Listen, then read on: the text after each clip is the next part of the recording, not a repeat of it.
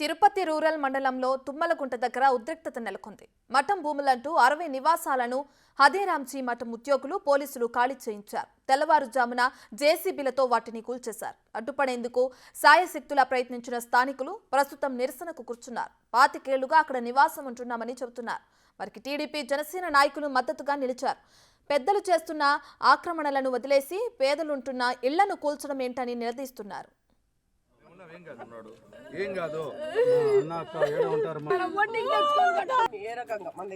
ఏ రకంగా అంటే మా దగ్గర ఉన్న రికార్డులు ఉన్నాయి. నా చేతులు సేకరించినట్టయితే ఇది నాకు మా నాన్నకి నాకు ఉన్నటువంటి అంటే మొత్తం అందరు రైతుల పేర్లు ఉన్నాయి, సర్వే నెంబర్లు ఉన్నాయి, అందరు విస్తీర్ణాలు ఉన్నాయి.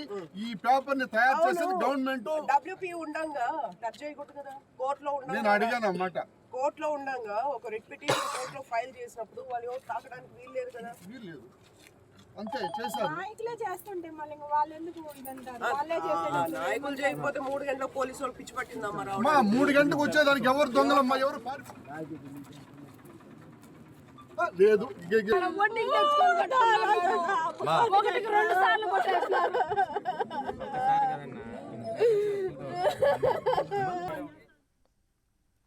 బాధితులతో పాటు టీడీపీ జనసేన నాయకుల ఆందోళనపై మరింత సమాచారం మా ప్రతినిధి దామోదర్ అందిస్తారు.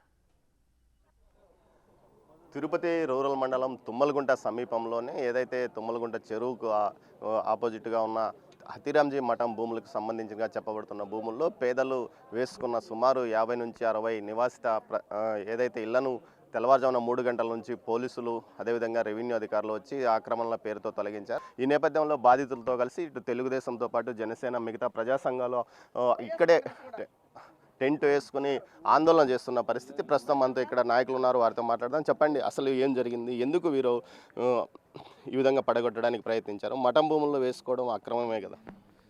మఠం భూములో వేసుకోవడం అక్రమం అంటే బిల్డింగ్లు ఎమ్మెల్యేకి సంబంధించినటువంటి బిల్డింగ్లు కట్టున్నారు. తిరుపతి సరౌండింగ్లు అంతా కూడా మఠంలో చాలా వరకు కట్టున్నారు. పేద ప్రజలకు ఏది మఠం ల్యాండ్ ఏదని తెలియదు. వాళ్ళకి ఇల్లు కూడు నీడ గూడు కావాలనేది మామూలు ఉద్దేశం. దానిలో ఎమ్మెల్యేకి సంబంధించిన బంధువులు తమ్ముళ్ళు అమ్మింది లేదా దీంట్లో పెట్టి కొనటం జరిగింది. ఇల్లు కట్టుకున్నది కట్టేటప్పుడే కానీ కట్టద్దు అని చెప్పుంటే ఇంత దూరం రాదు. ఇప్పుడు వీళ్ళు కూల్చారు కదా, ఇక్కడే వీధే సర్వే నెంబర్లు ఉన్నాయి. ఆ సర్వే నెంబర్లు కూల్చకుండా ఒక్క సైడ్ ఉండే వాళ్ళని కూల్చారు. దానికి కారణం మీడియా కూడా మీరు కూడా ఆలోచించాలి. దీని వెనకాల ఎమ్మెల్యే ఆక్యుపై చేసుకున్న 25 ఎకరాలు సుమారు దానికి అడ్డంగా ఉందని ఈ పేద ప్రజలు ఇల్లు కూల్చడం జరిగింది.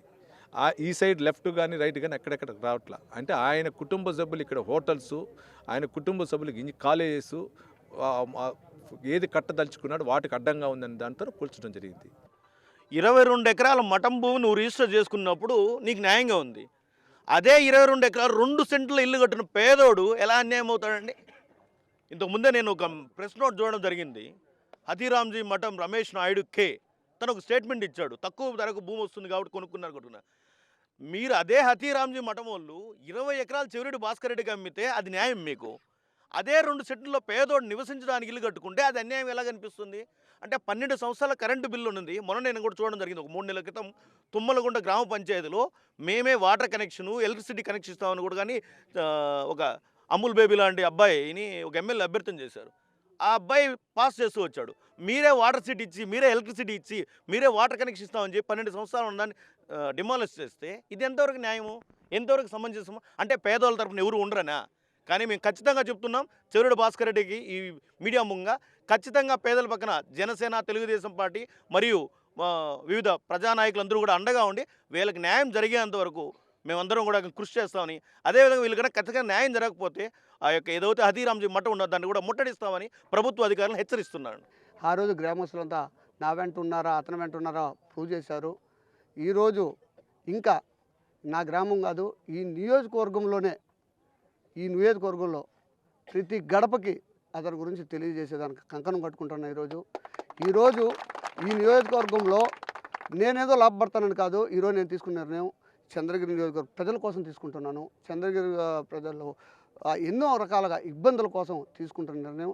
ఎందుకంటే నా గ్రామం టచ్ చేసినా కూడా నేను తీసుకోకపోతే నేను ఇంకా నా కన్న తల్లికి న్యాయం చేయలేని వ్యక్తిగా అనిపించాను. కాబట్టి ఈ రోజున ఇదే సమయాన నేను నా తల్లిగారు ఇద్దరం కూడా పార్టీకి రాజీనామా చేస్తాం. నా తల్లిగారికి రాష్ట్ర సాహిత్య అకాడమీ డైరెక్టర్గా కొనసాగుతుంది.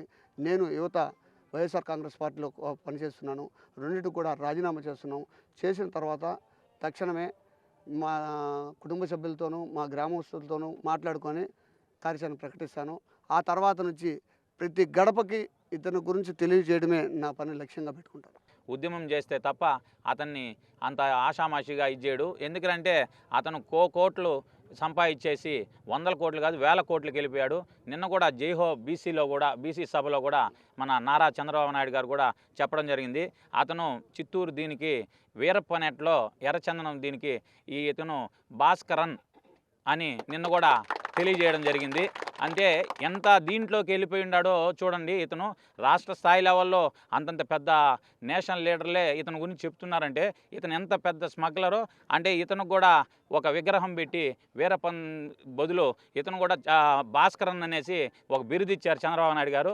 అది బ్రహ్మాండమైన బిరుదు. కేవలం పేదల మీదనే పడ్డారని, పేదల ఇళ్లను పడగొట్టడం ఎంతవరకు సమంజసమని ప్రశ్నిస్తున్నారు. పేదల కోసం తాము పోరాటం కొనసాగిస్తాం. ఏదైతే ఇక్కడ ఇల్లు పోగొట్టుకున్నారో వారందరూ తిరిగి ఇక్కడ నివాసాలు ఏర్పరచుకునేంత వరకు తమ పోరాటం కొనసాగుతుందని వీరు అంటున్నారు.